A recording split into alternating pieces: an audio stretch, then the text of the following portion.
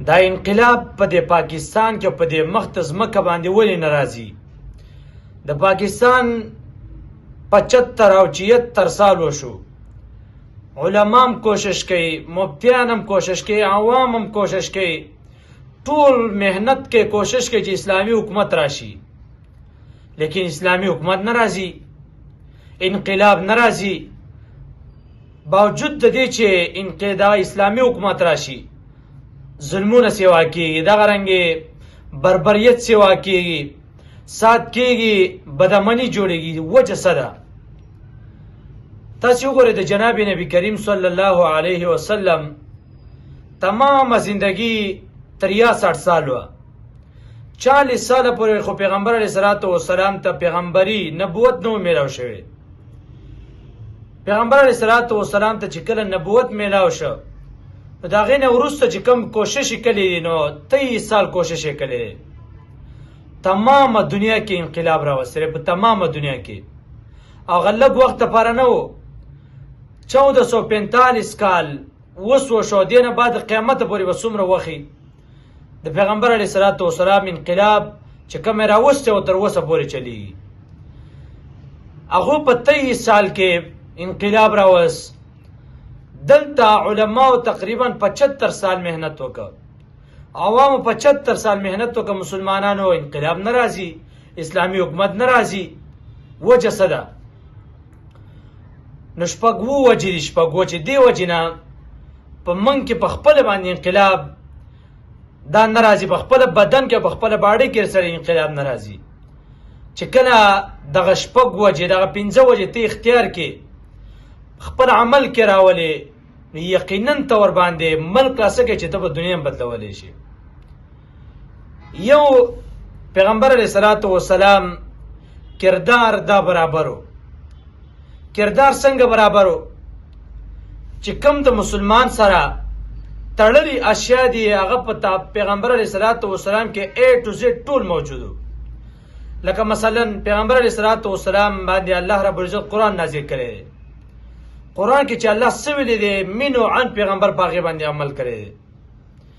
کومه خبره چې کله په هغې باندې عمل کړی دی، چې کوم لوز به هر چا څه وکړو، لوز به پوره کاوه، امانت په چې چا کېغوسته، نو هغه وخته پورې به پاسېده نه چې څو پورې به امانت نه حواله کړی.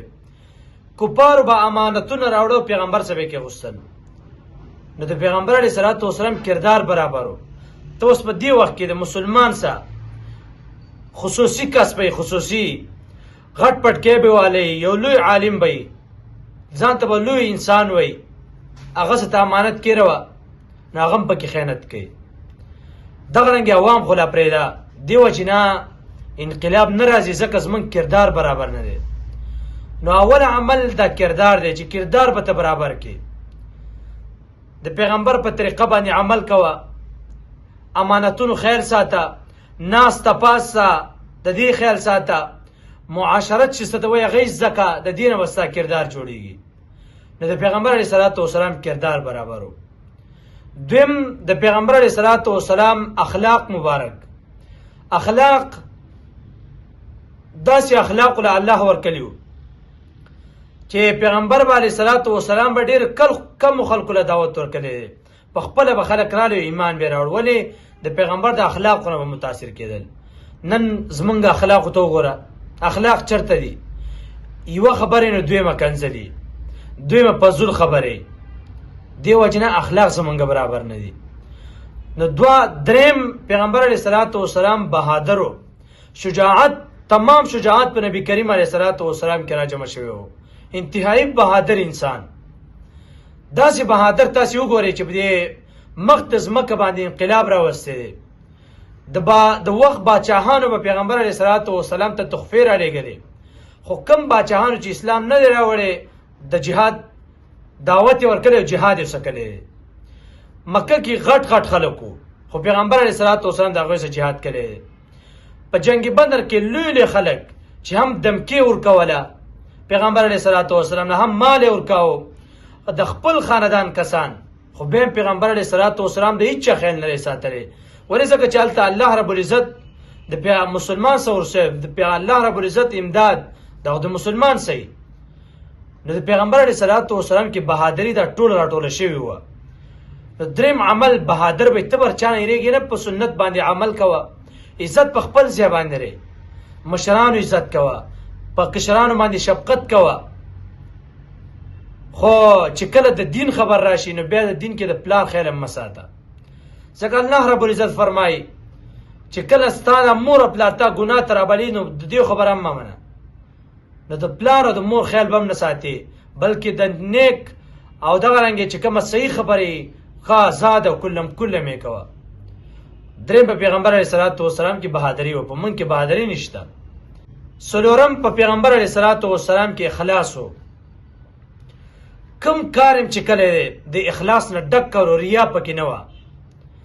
داسې نه وه چې ته ماله وټ راکه او دا کار بل له وکړمه او بیا سبا له پته نه لګي، ته ماله دا کار وکړه نو زه بل له دا کار وکړمه. یا هېڅ کار هم نه، خو چې کله څه چل وشي نو بیا ایمینې او ایمپیا دا ټول لا رواني. او چې کله روړ خراب یا بل څه کار چې دې ته کې څه پیدا نه وي، هغه ځای له چرته راځي. دیو چې کله څه پیدا نه وي نو د الله نوم هم نعوذ بالله نه یادوي. داسې خلک دی، دیو انقلاب نشي راوستی. کله چې په تا کې اخلاص پیدا شي نو بیا به ته د غریب، د مالدار، د ټولو یو شان د خدمت کې. پیغمبر علیه الصلاۃ والسلام مبارک زندګۍ ته وګوره چې کوم غریبانانو د هغو خیال به هم ساته، چې کوم مالدارو د هغوی خیال به، هر یو کس د هغه شان موافق خیال له ساتلی دی.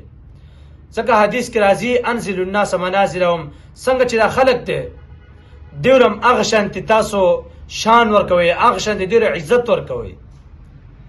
نو پیغمبر علیه الصلاۃ والسلام په هغې باندې عمل کوو. پنځم پیغمبر علیه الصلاۃ والسلام انقلابي سوچ و.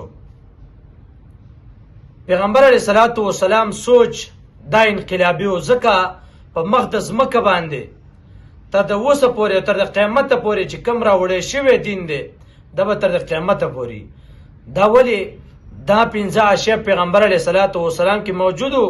د نبوت نو ته مخکې کفارو غیر مسلمو هغې به ته پیغمبر علیه الصلاۃ والسلام ته امانت هر څه به یې راوړی دا ځان څه کېره وه، ځکه امین او صادق به ورته وي. موږ کې دغه پنځه خصلتونه نشته، ځکه 75 سال وشو، ځکه ډېر عمر به تېر شو خو انقلاب نه راځي.